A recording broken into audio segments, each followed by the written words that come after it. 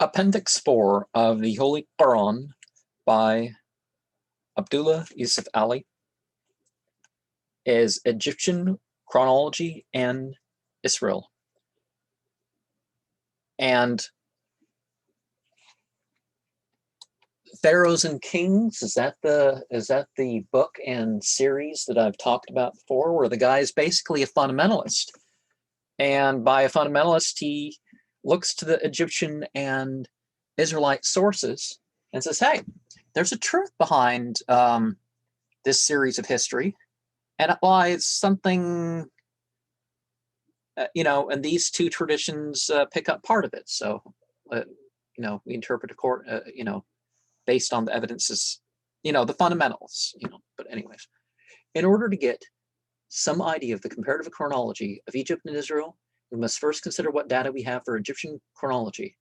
Israel's surviving records date from a time many centuries later than Israel's contact with Egypt. On the other hand, Egypt's records and monuments, inscriptions, tombs, etc. are rich and absolutely reliable as far as they go. Of the surviving old civilizations, Egypt and China go back furthest in time with historical material.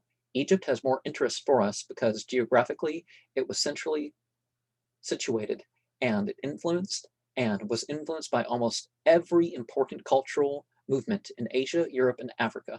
Nothing happened in Mediterranean history that had not some points of contact with Egypt. The first broad division in Egyptian chronology is between the pre-dynastic and the dynastic periods. The pre-dynastic period is all prehistory, but recent researches have thrown a great deal of light on the culture of that period. And we know many more details about the arts and tools of that period in Egypt than we do for the corresponding periods of prehistory in other countries. With the first Egyptian dynasty of rulers begins the dynastic period. What were the Egyptian dynasties, and why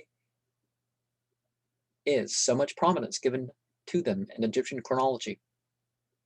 The reason is that though we can form a graphic idea of the sequence of events, and in many cases of the details of events, arts and crafts, manners and customs, cults and ceremonies, and social and economic conditions in the dynastic period, we are not yet able, except for occasional and isolated glimpses, to give any accurate figures of early dates to connect them with our chronology. BCE. On the other hand, we have abundant materials to justify us placing certain events or personages or ideas in some division of the dynastic scheme. We can say that such and such ideas held sway under the 18th dynasty, or that such and such invasion, outward or inward, took place at the close of the 14th dynasty. The dynastic scheme rests mainly on the list and fragments preserved from the writings of one Manetho, an Egyptian priest and analyst who lived under Ptolemy I and Ptolemy II, BCE 313 to 246. The inheritors of the Egyptian portion of Alexander's empire. For his Egyptian history in Greek, he had access to Egyptian records. His scheme of dynasties therefore supplies a rough chronological framework into which can be fitted our ever-increasing detailed knowledge derived from Egyptian monuments, tombs, and excavations. His first dynasty begins with the unification of Upper and Lower Egypt, but its actual date, BCE, has been placed between such wide margins as 5500 BCE and 3300 BCE. The two Egypts may be considered distinct ethnical and perhaps geographical divisions, which tend to assimilate when they are united politically, but whose physical characteristics are different, as also their outlook when there is political division. Lower Egypt looks to the Mediterranean, and its population is mixed, containing almost all Mediterranean and Arab elements, while Upper Egypt looks to interior Africa, Nubia, Sudan, Abyssinia, etc., and its population tends to have more and more African characteristics. The whole of Egypt has had a ribbon development, the populations and cultivation being confined to the banks of the Nile. Without the Nile, Egypt would just be a desert, forming a link in the long chain of tropical and subtropical deserts, stretching from the Sahara, the Libyan desert, the Arabian deserts, through the Persian, Balochistan, Sindh, and Rajputana deserts, to the Turkey and Gobi deserts in Central Asia. But Upper Egypt is purely a long, irregular line along the banks of the Nile, while Lower Egypt has the broad Fan Delta, in which many mouths of the Nile run into a very irregular coastline, extending over about 200 miles. Lower Egypt had and has much marshland, and its low-lying configuration was subject to many physical changes in the same way as invasions and foreign immigrations gave its population a less stable character. Its cities, such as Sais and Tanis, Zoan, were also less stable in character, and Memphis, near the site of modern Cairo, has to be just above the delta.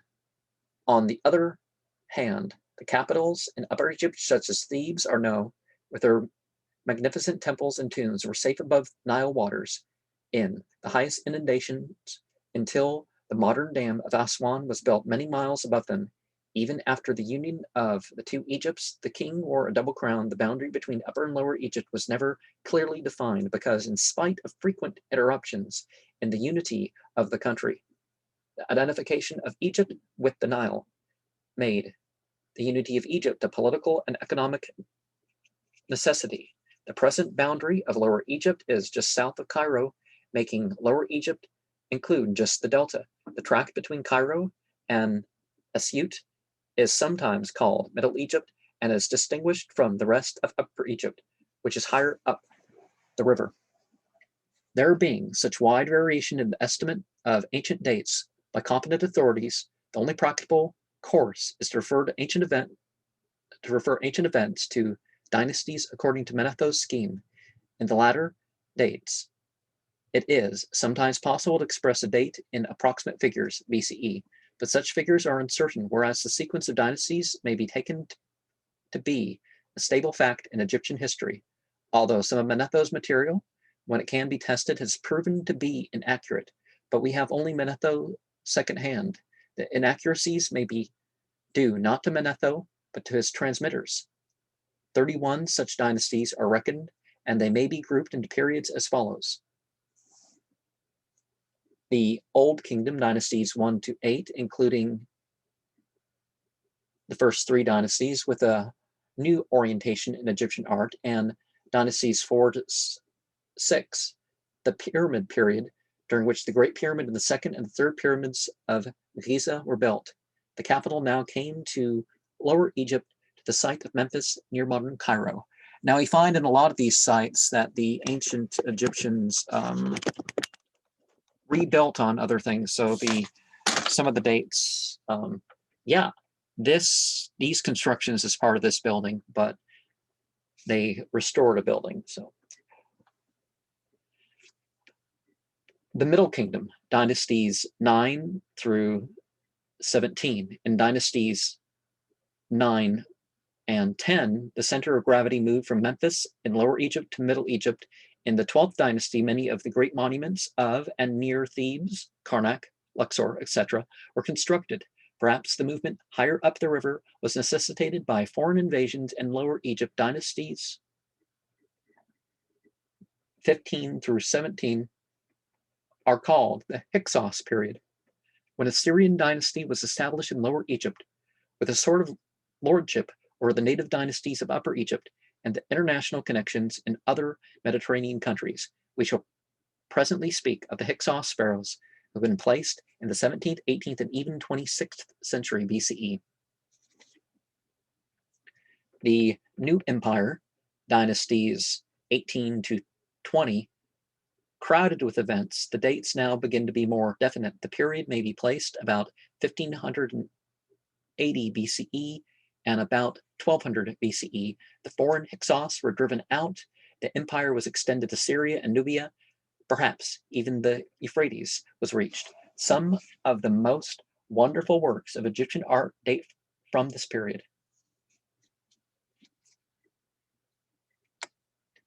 The dynasties of the Delta, dynasties 21 to 31, include a dynasty at Sais on one of the western branches of the Deltaic Nile, but Assyrian and Persian invasions were now weakening the power of Egypt. The dates now became more certain. The 21st dynasty was roughly about 1100 BCE. The 27th dynasty was ended by the invasion of the Persians under Cambyses in 525 BCE. The Persians held sway with Egyptian local dynasties under them until the 31st dynasty, when the last pharaoh fled to Ethiopia in 340 BCE. And remember, I've more recently the History of Egypt book that I've put on this channel and try to get the pronunciation a little bit better in some parts, but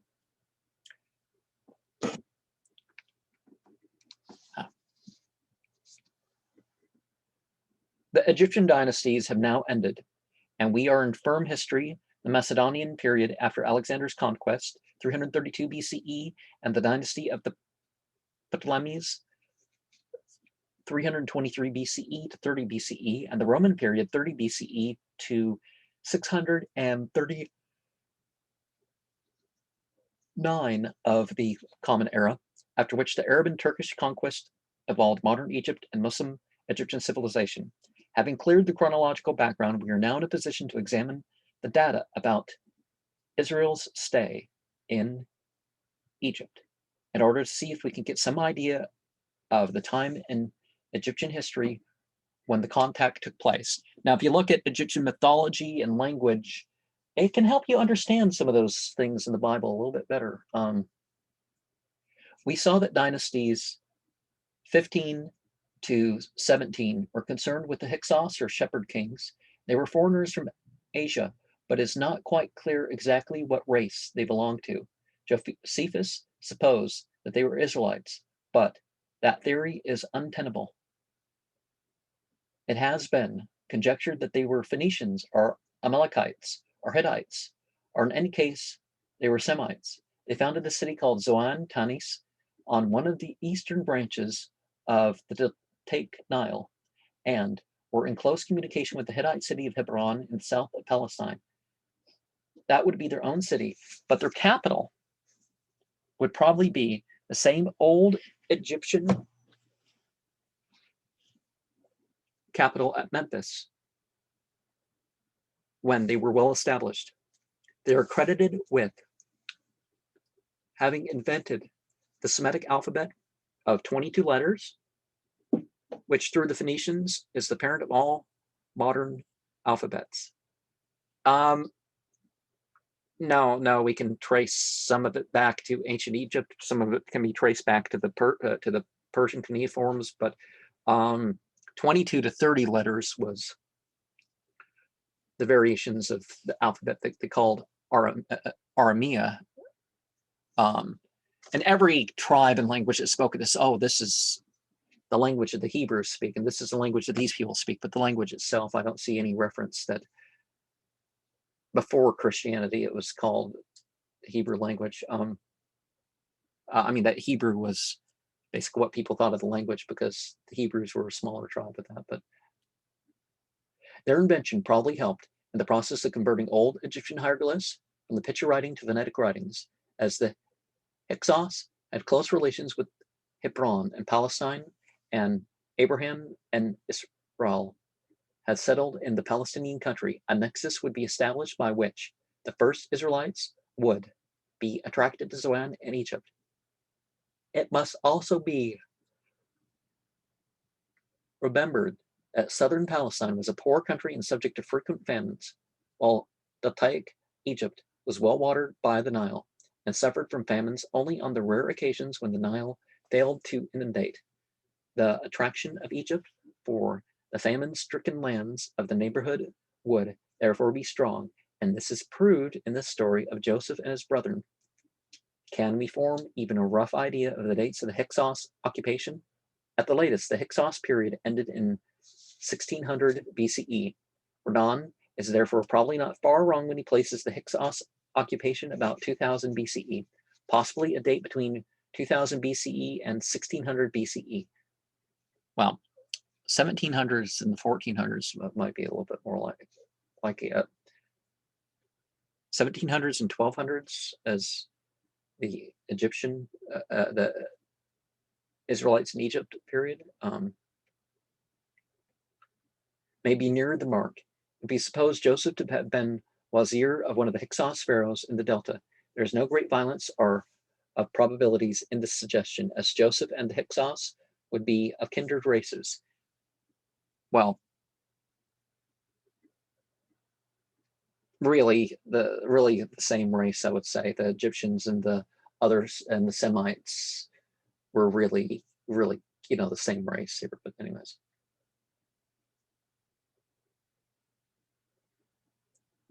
In that case, Joseph's date would fall somewhere between the 19th and 17th century BCE. No reference to Joseph or Moses has ever been found in Egyptian records. The solitary reference to Israel, yes, Rar, are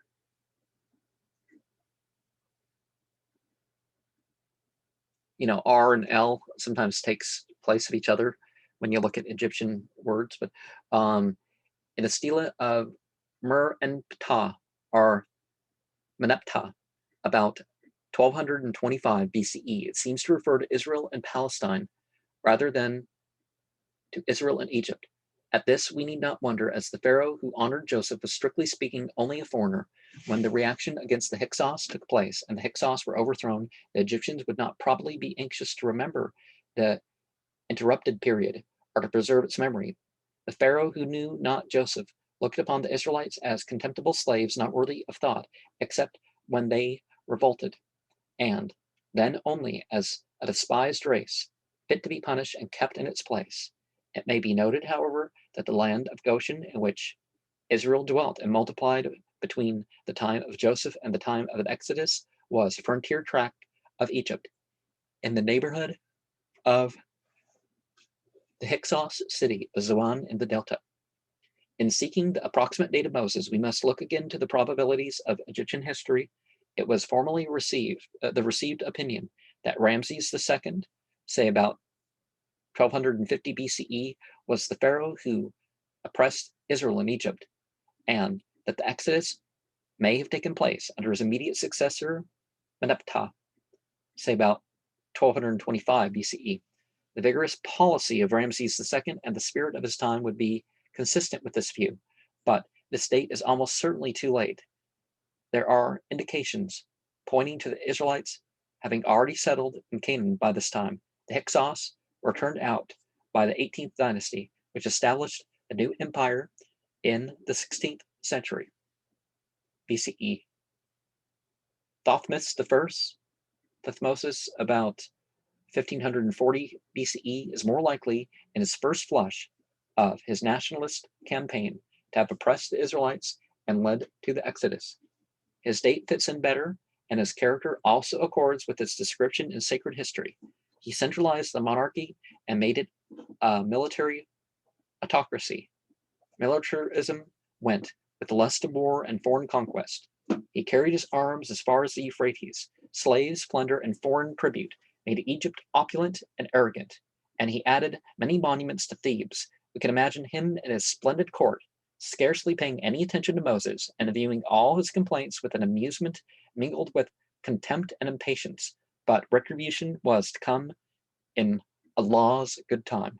The men who followed Allah's message, Israel in the time of Solomon, a little after 1000 BCE, and more completely the Muslimin in the time of Umar and his successors, became lords of the East and the West.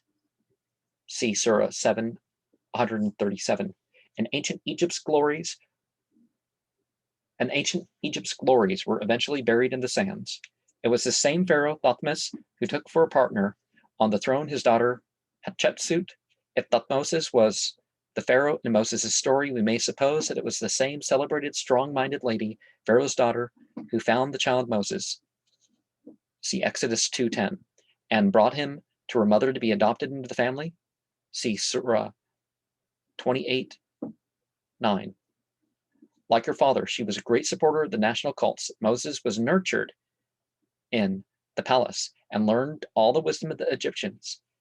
Then, reputed to be the wisest of nations, with their own wisdom, he foiled them. Thus, in Allah's plan, the enemies of Allah and the enemies of Israel, see Surah 20:39, were the very ones who were used as instruments for the purpose of Allah and the salvation of Israel. And D.A. Mackenzie's Egyptian Myth and Legend is referred to here.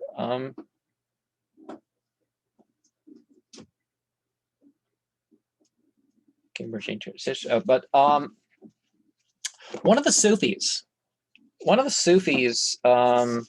is thought to have translated some of the hieroglyphs. So that's be an interesting thing to know more about, which I don't, so I'm not commenting further. Assalamu alaikum wa rahmatullahi wa barakatuh.